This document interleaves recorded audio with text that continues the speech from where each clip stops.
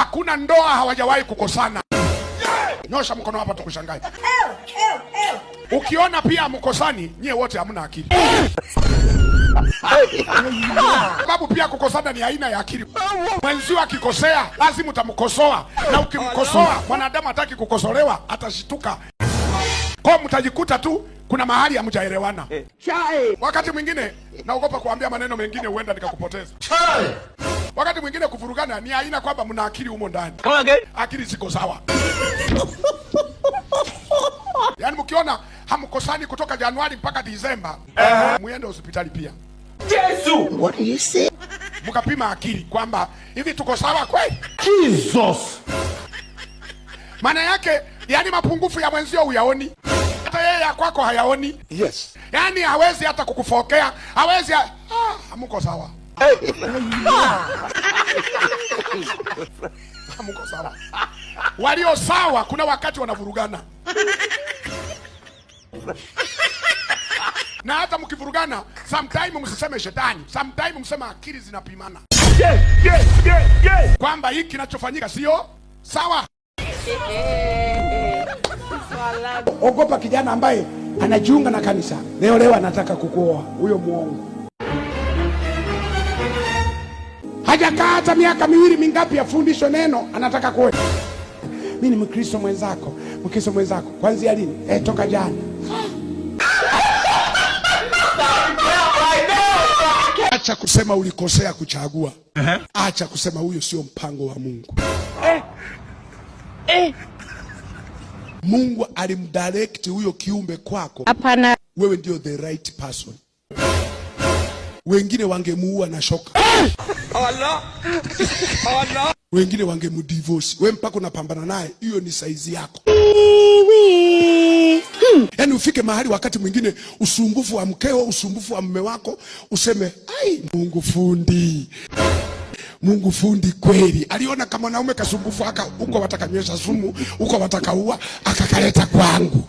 Ambako hata kakinisumbua na kakaangia mayai. Hata kakinisumbua Kasarani sikatai mechi.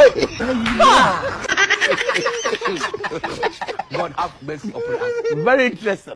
Yaani kuna wakati kaa ukijisifia. Unanisikia?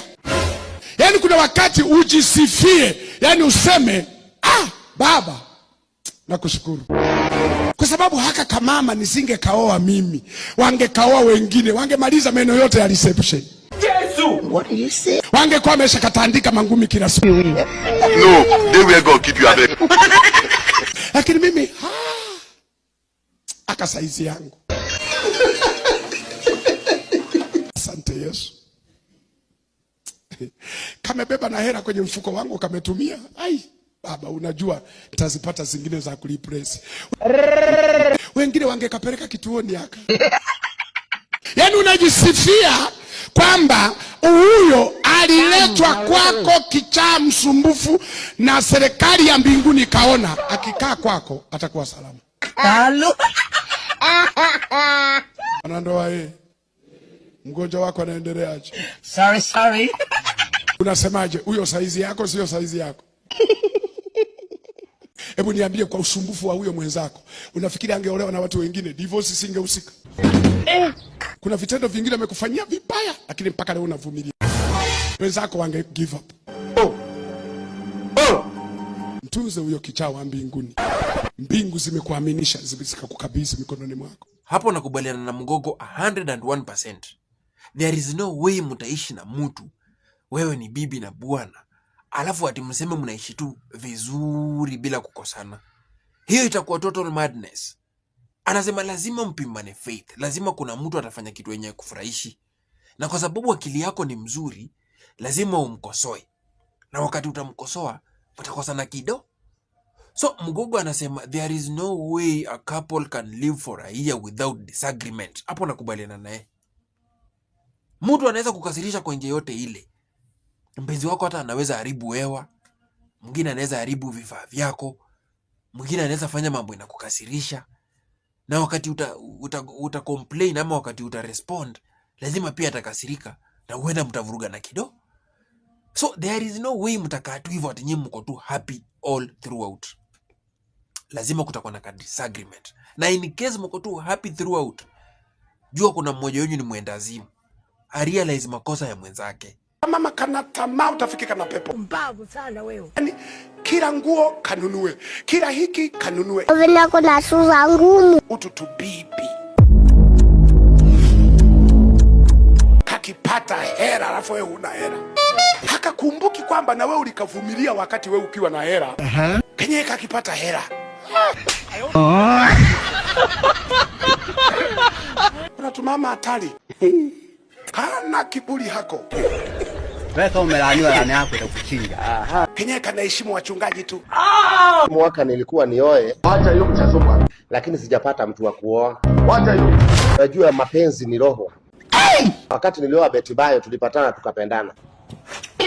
Sasa mimi sijapata mtu wa kupenda. Sasa siku ile nitapata mtu ajitokeze, atoke Facebook, atoke TikTok, akuja alitembelee, roho ishikane. Tutaoana tu na mtaona harusi katika. I just love small people. Not big people. Sipendi watu wakubwa sana, nono sana. Nataka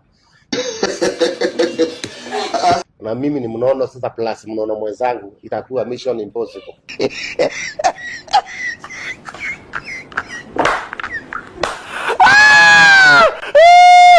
Basa Sara nilimwambia I love you, hakunijibu. Nikakaa nikamwambia si nilikwambia juzi I love you. Kaniambia kwa hivyo. Nikasema kwa vile hajasoma ndio haelewi. Kwa hivyo kama unanipenda nifanye nini? Si ungoje nitakujibu, kwani lazima nipige kelele?